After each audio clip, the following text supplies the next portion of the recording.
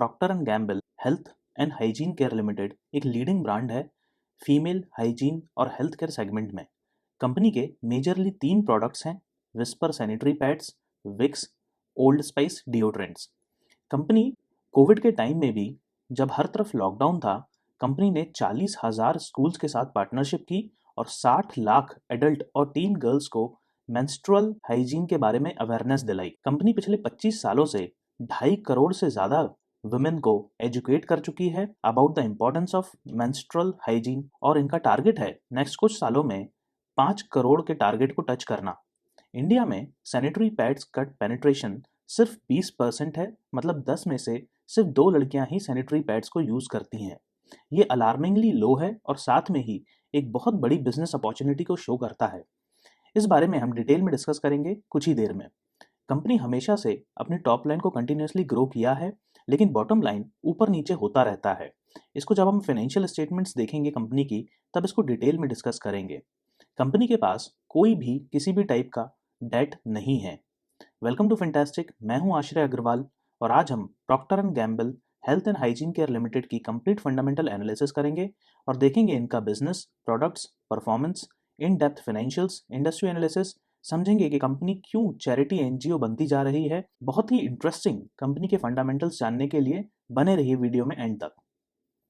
चलिए अब female hygiene market की एनालिसिस करते हैं।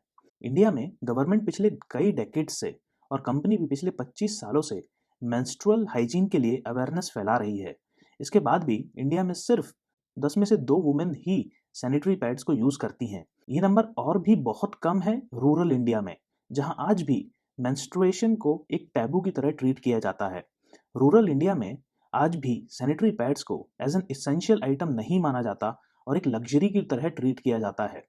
जैसे हमने देखा, कंपनी बहुत ज़्यादा कैंपेन्स रन करती रहती है वुमेन्स में अवेयरनेस बढ़ाने के लिए।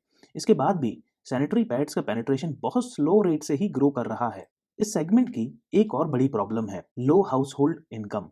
जहां लो इनकम हाउस होल्ड्स में 2 वक्त का खाना नहीं मिल रहा, वहां सैनिटरी पैड्स को तो कोई देखेगा भी नहीं, भले ही कितनी ही अवेयरनेस फैला लो। इसके साथ ही ये एक बहुत ही प्राइस सेंसिटिव कमोडिटी है, क्योंकि ये हर मंथ यूज होने वाला प्रोडक्ट है और अगर 2 रुपए सस्ता भी कोई प्रोडक्ट अवेलेबल है मार्केट में, खास तौर पे लो इनकम हाउस होल्ड वो सस्ता वाला प्रोडक्ट ही लेंगे। इसी वजह से कंपनी अपने बढ़ते हुए रॉ मटेरियल के कॉस्ट को बहुत ज़्यादा कंज्यूमर्स पे पुश नहीं कर पाती। अच्छी बात यह है कि मार्केट बहुत इनॉर्मस है और हर मंथ रिपीटेटिव है।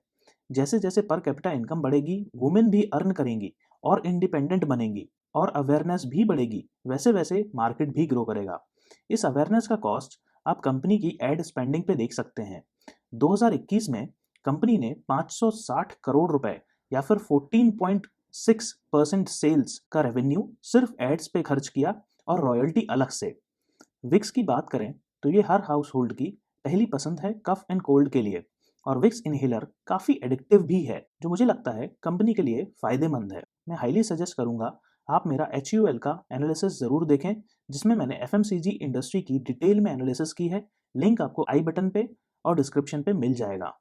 चलिए कंपनी का रेवेन्यू मिक्स देखते हैं। तो इनका जो मेजर पोर्शन है रेवेन्यू का, वो फीमेल हाइजीन से ही आता है। उसके बाद हेल्थ केयर, तो हेल्थ केयर में विक्स और बेबी रब प्रोडक्ट आता है। उसके बाद नेग्लिजिबल सेल्स में ओल्ड स्पाइस या फिर डिओड्रेंट वाला सेक्शन आता है।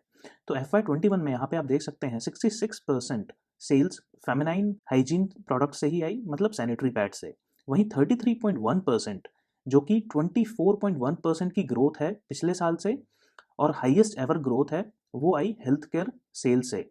ये कोविड की वजह से भी हुआ कि ज़्यादा कफ और कोल्ड की वजह से लोगों ने ये प्रोडक्ट बहुत ज़्यादा परचेज भी किया। यहाँ पे आप देख सकते हैं कंपनी की फेमिनाइन हाइजीन सेल्स हर साल थोड़ी थोड़ी इंक्रीज हुई है, लेकिन जो ग्रोथ रेट है ये हमेशा कंसिस्टेंट नहीं रहा, कभी अप कभी डाउन होता रहा। चलिए अब कंपनी के एक्सपेंसेस पे एक नज़र डालते हैं। तो FY21 में 32.4% जो कॉस्ट था वो रॉ मटेरियल का था, वहीं 5.6% एम्प्लॉई कॉस्ट था, मतलब एम्प्लॉयज़ की सैलरी। 14.6% जो कि बहुत ज़्यादा इंक्रीज हुआ है पिछले साल से, वो एड पे था। और कंपनी बहुत, जैसा अपन ने देखा, बहुत एग्रेसिवली कैंपेन रन कर रही है और बहुत ज़्यादा एड्स पे स्पेंड कर रही है। वहीं रॉयल्टी भी 4.5% है, जो कि बहुत ज़्यादा है। अदर एक्सपेंसेस में भी देखेंगे तो 23.3% है, जो कि काफ़ी ज़्यादा है। 23.3% क्या है, इसको अगर थोड़ा सा और ब्रेक डाउन करें तो ये पूरा का पूरा डिविडेंड से ही आता है। यहाँ पे आप देख सकते हैं FY21 में इन्होंने 202% का डिविडेंड पे आउट दिया। वहीं FY17 में इन्होंने 292.2% का डिविडेंड दिया। इस वजह से कंपनी की बॉटम लाइन पे और जो इनके कैश एंड कैश इक्विवेलेंट्स हैं उस पर बहुत गंदा हिट हुआ। इसको हम जब कैश फ्लोज देखेंगे तब और डिटेल में देखेंगे। चलिए कंपनी की बैलेंस शीट देखते हैं और एसेट्स पोर्शन से स्टार्ट करते हैं। तो फर्स्ट पॉइंट, प्लांट्स, प्रॉपर्टी और इक्विपमेंट ये पिछले साल से कम हुए। ये क्यों हुए? क्योंकि जो पुराने इक्विपमेंट्स थे वो पुराने हो गए और उनको डिस्कार्ड करना पड़ा और नए इक्विपमेंट्स कंपनी ने खरीदे नहीं। इसको हम थोड़ा सा और ब्रेक डाउन करके देखेंगे कि एग्जैक्टली क्या हुआ है। यहाँ पे इन्वेंट्रीज भी आप देख सकते हैं, तो पिछले साल की इन्वेंट्रीज काफ़ी ज़्यादा बची रह गई जो बिकी ही नहीं। कैश एंड कैश इक्विवेलेंट्स भी अगर आप देखोगे तो ये भी लगभग 200 करोड़ से कम हुई है। ये क्यों हुआ है? ये डिविडेंड जो इन्होंने पे किया वो अपने कैश एंड कैश से भी पे किया और जो रिजर्व था उससे भी पे किया। जब हम इनका कैश फ्लो स्टेटमेंट देखेंगे तब आपको ये चीज़ एकदम क्लियर हो जाएगी। बैलेंस शीट की अगर लायबिलिटीज़ देखें तो जो अदर इक्विटीज़ हैं ये भी ऑलमोस्ट हाफ हो गई। जितना भी कम हुआ ये पूरा रिजर्व से कम हुआ जो कि डिविडेंड पे आउट करने में ख़त्म हो गया। और अगर ऐसा ही चलता रहा तो कंपनी बहुत बड़ी मुसीबत में आ जाएगी एक दिन। चलिए देखते हैं प्रॉपर्टी, प्लांट्स और इक्विपमेंट में जो कमी आई थी वो क्यों आई। तो यहाँ पे आप देख सकते हैं freehold land, buildings, plants and machinery, furniture, office equipments, moulds and dies. तो 2021 में, 2020 में और 2019 में ये कंटिन्यूसली बिल्डिंग्स कम हुई हैं। वहीं अगर आप प्लांट्स और मशीनरी भी देखोगे तो ये भी जो आउटडेट हो गई या फिर जो ख़राब हो गई वो इन्हें डिस्पोज करनी पड़ी। सेम चीज़ आप यहाँ पे फर्नीचर और फिक्चर्स में भी देख सकते हैं। वहीं सेम चीज़ आप ऑफिस इक्विपमेंट्स में भी देख सकते हैं और सेम पैटर्न आपको मोल्ड्स और डाइज में भी देखने को मिलेगा। तो ओवरऑल कंपनी अपने प्लांट्स, प्रॉपर्टी और इक्विपमेंट्स में बिल्कुल भी इन्वेस्ट नहीं कर रही है और जो पुराने रखे हुए थे वो भी डिस्पोज करती जा रही है। एक चीज़ और नोटिस करने वाली बात है, कंपनी के सिर्फ 2 ही मैन्युफैक्चरिंग यूनिट हैं और बाकी की मैन्युफैक्चरिंग ये आउटसोर्सिंग से करते हैं। तो शायद इनका प्लान ऐसा है कि सब कुछ ही आउटसोर्स कर दो, खुद की कोई भी प्रॉपर्टी, प्लांट या इक्विपमेंट्स मत रखो। चलिए कंपनी की एनुअल इनकम स्टेटमेंट देखते हैं। तो 2021 में इनकी सेल्स 2020 के कंपैरिजन में काफ़ी ज़्यादा हुई और नेट प्रॉफिट भी 2020 के कंपैरिजन में काफ़ी ज़्यादा था। लेकिन जैसा हमने देखा अदर एक्सपेंसेस बहुत ज़्यादा थे। ये पूरा एड स्पेंडिंग की वजह से ही था। क्वार्टरली इनकम स्टेटमेंट पे भी अगर नज़र डालें तो रेवेन्यूज़ तो कंटिन्यूसली इंक्रीज़ हुए हैं, लेकिन जो नेट प्रॉफिट है वो ईयर ऑन ईयर बेसिस पे डिक्रीज़ हुआ है। ये अच्छा साइन नहीं है और कंपनी बहुत ज़्यादा स्पेंड कर रही है अपनी एड्स वगैरह पे, जो कि ज़रूरी भी है, लेकिन उसकी वजह से इनका नेट प्रॉफिट काफ़ी ज़्यादा डिक्रीज़ होता जा रहा है। मे बी लॉन्ग टर्म में ये एड स्पेंडिंग ठीक है, लेकिन फ़िलहाल इनसे बॉटम लाइन बहुत ज़्यादा अफेक्ट कर रही है।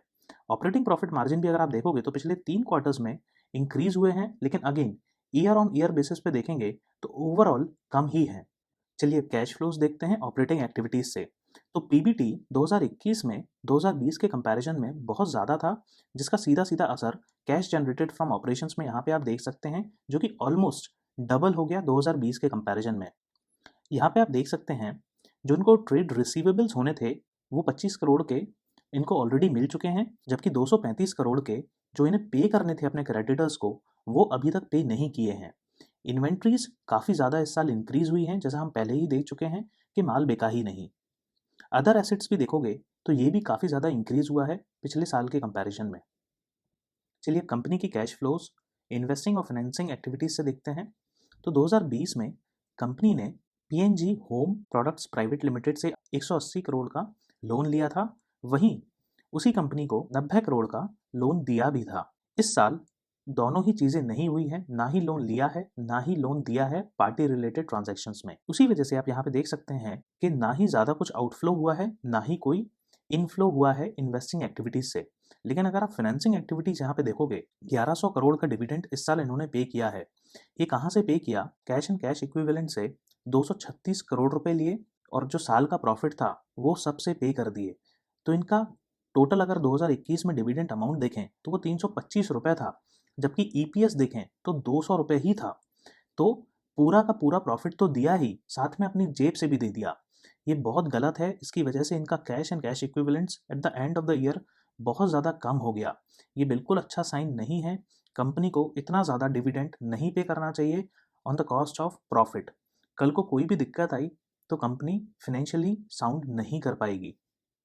चलिए अब इम्पोर्टेंट रेशियोज पे एक नज़र डालते हैं। तो ईपीएस 200 रुपये है, जैसा हमने पहले ही देखा। डाइल्यूटेड ईपीएस भी 200 रुपये है। कैश ईपीएस 215 है, जो कि कंटिन्यूसली इंक्रीज हो रहा है। ये सारे ही ईपीएस, जो कि अच्छी बात है। बुक वैल्यू देखोगे तो ये डिक्रीज हुई है, क्योंकि इनके प्रॉपर्टी प्लांट्स भी कंटिन्यूसली डिक्रीज होते जा रहे हैं। डिविडेंड पर शेयर देखेंगे तो 235 रुपये का डिविडेंड पर शेयर इन्होंने दिया। ये 2000 जून 21 तक है, इसमें लास्ट डिविडेंड कैलकुलेटेड नहीं है। उसको मिला के ये 325 रुपये हो जाता है, जो कि बहुत ज़्यादा है। रेवेन्यू फ्रॉम ऑपरेशंस देखेंगे तो वो 1100 करोड़ के आसपास का था। वहीं नेट प्रॉफिट पर शेयर 200 रुपये ही था। प्रॉफिटेबिलिटी रेशियोज अगर देखें तो ये अच्छे खासे मार्जिन में दिखाई देते हैं। 24 से 25 का मार्जिन परसेंटेज बहुत अच्छा है। लेकिन अगर आप आरओई और आरओसीई देखोगे तो ये पिछले साल के कंपैरिजन में बहुत ज़्यादा बड़ा है। ये इसलिए हुआ है क्योंकि थोड़ा सा तो प्रॉफिट भी ज़्यादा हुआ, लेकिन जो इनकी इक्विटी थी और जो रिजर्व्स एंड सरप्लस था वो बहुत ज़्यादा कम हो गया, जो इन्होंने डिविडेंड पे कर दिया उसकी वजह से। तो उसकी वजह से क्या हुआ, डिनोमिनेटर कम हो गया और आरओई और आरओसीई दोनों बहुत ज़्यादा बढ़ गए, जो कि एक अच्छी पिक्चर शो नहीं कर रहा है। ये बहुत ज़्यादा कंफ्यूजिंग नंबर शो कर रहा है। दूर से बहुत अच्छा दिख रहा है, लेकिन असलियत में ये ऐसा है नहीं। टोटल डेट टू इक्विटी देखें तो इनके पास कोई भी डेट नहीं है फिलहाल। एसेट टर्नओवर रेशियो भी देखें तो क्योंकि इनके पास ज़्यादा कुछ एसेट्स ही नहीं है, इसलिए एसेट टर्नओवर रेशियो भी बहुत ज़्यादा है। करंट रेशियो देखें तो ये कम हो गया है, क्योंकि इन्होंने अपना कैश तो पे कर दिया पूरा का पूरा। क्विक रेशियो भी काफ़ी कम हुआ है for the same reason. Dividend pay out देखोगे तो ये बहुत ज़्यादा है, ये हम ऑलरेडी डिस्कस कर चुके हैं। अर्निंग रिटेंशन नेगेटिव में है, क्योंकि जेब से पैसा दे दिया डिविडेंड के लिए। वैल्यूएशन रेशियोज देखें तो एंटरप्राइज वैल्यू कंटिन्यूसली इंक्रीज हो रही है, जो कि अच्छा साइन है। ईवी बाई EBITDA भी देखें तो पिछले साल के कंपैरिजन में और उसके पिछले साल भी से भी अगर कंपेयर करें तो कम हुआ है, जो कि अच्छी बात है। लेकिन अगर आप प्राइस टू बुक वैल्यू देखोगे तो ये काफ़ी ज़्यादा है। चलिए एक बार मार्केट ट्रेंड देखते हैं कंपनी का। तो ये है आज की डेट के हिसाब से 27 फरवरी 2022 के हिसाब से। तो पिछले 22-23 सालों में कंपनी का शेयर प्राइस कंटिन्यूसली इंक्रीज हुआ है और बहुत ज़्यादा स्टेबिलिटी शो करता है। प्रॉक्टर एंड गैम्बल एक बहुत ही लो बीटा शेयर है, जो कि काफ़ी ज़्यादा फ्लक्चुएट बिल्कुल भी नहीं होता है। एक बहुत ही महंगा शेयर भी है ये, लगभग अभी 15,500 के आसपास ट्रेड कर रहा है और इसकी फेस वैल्यू भी 10 रुपीज़ है। कल को अगर कंपनी डिसाइड करती है स्प्लिट करने का या बोनस देने का, तो इसका शेयर प्राइस बहुत तेज़ी से ग्रो करेगा। चलिए अब एक नज़र डालते हैं प्राइस एंड वॉल्यूम पे। तो कंपनी का जो डिलीवरी परसेंटेज है वो बहुत ही हाई है, 72% आज था। और अगर मंथ एवरेज भी देखें तो 74.71% है, जो कि बहुत अच्छी बात है। वहीं प्राइस भी अगर आप देखोगे तो ये हमेशा ही बहुत अच्छी ग्रोथ में रहा है। एनएसई और बीएसई में ये हम ऑलरेडी मार्केट ट्रेंड में देख चुके हैं। चलिए अब शेयर होल्डिंग पैटर्न पे भी एक नज़र डालते हैं। तो कंपनी के जो प्रमोटर्स हैं, जो एक्चुअली यूएस की कंपनी है प्रॉक्टर एंड गैम्बल, वो इनके प्रमोटर्स हैं और उन्होंने कंटिन्यूसली पिछले 5 क्वार्टर से अपनी शेयर होल्डिंग को मेंटेन कर रखा है। वहीं म्यूचुअल फंड्स और एफआईआईज की बात करें तो इन्होंने भी अपना स्टेक इंक्रीज किया है। प्रमोटर्स के पास 70.64% का शेयर है। एफआईआईज बहुत कम इन्वॉल्व है इसमें, सिर्फ 2.63%। डीआईआई 13.48 और पब्लिक भी काफ़ी कम इन्वॉल्व है, 13.27। पब्लिक का इतना कम इन्वॉल्वमेंट इस वजह से भी है क्योंकि शेयर प्राइस बहुत ज़्यादा है और हर कोई अफोर्ड नहीं कर सकता। उसके साथ ही बीटा भी कम है, तो इंट्राडे के लिए तो ये मूव वैसे भी नहीं करता। तो मोस्टली इस शेयर को इन्वेस्टर्स लेना ही पसंद करते हैं। चलिए अब कंक्लूड करते हैं। अगर आपको ये मेरी रिसर्च पसंद आई है तो प्लीज़ सब्सक्राइब और शेयर करें। कंपनी का बिजनेस कंटिन्यूसली ग्रो हुआ है और इनके सभी प्रोडक्ट्स का मार्केट बहुत बड़ा है, जो फ्यूचर में और भी बहुत ज़्यादा बढ़ेगा। कंपनी अपने तीनों प्रोडक्ट्स में मार्केट लीडर है, लेकिन कंपनी बहुत ज़्यादा डिविडेंड पे करती है, जिसकी वजह से ये अपना प्रॉफिट अपने बिजनेस में वापस री इन्वेस्ट नहीं कर पा रहे। और अगर ऐसा ही चलता रहा तो फ्यूचर में इनके पास कैंपेन्स रन करने के लिए भी पैसे नहीं बचेंगे। इसके अलावा कंपनी के पास बहुत कम कैश है और रिजर्व्स है। फ्यूचर में अगर कोई भी रिस्क आती है तो इनके लिए बहुत टफ सिचुएशन आ जाएगी उसको टैकल करने की। कंपनी के बिजनेस ग्रोथ, पास्ट और वैल्यूएशन को देख के मैं इसको 7 आउट ऑफ 10 रेट करूंगा। कमेंट्स में ज़रूर बताएं आपको क्या लगता है कंपनी के बारे में और क्या आप इस कंपनी में इन्वेस्टेड हैं। Thank you.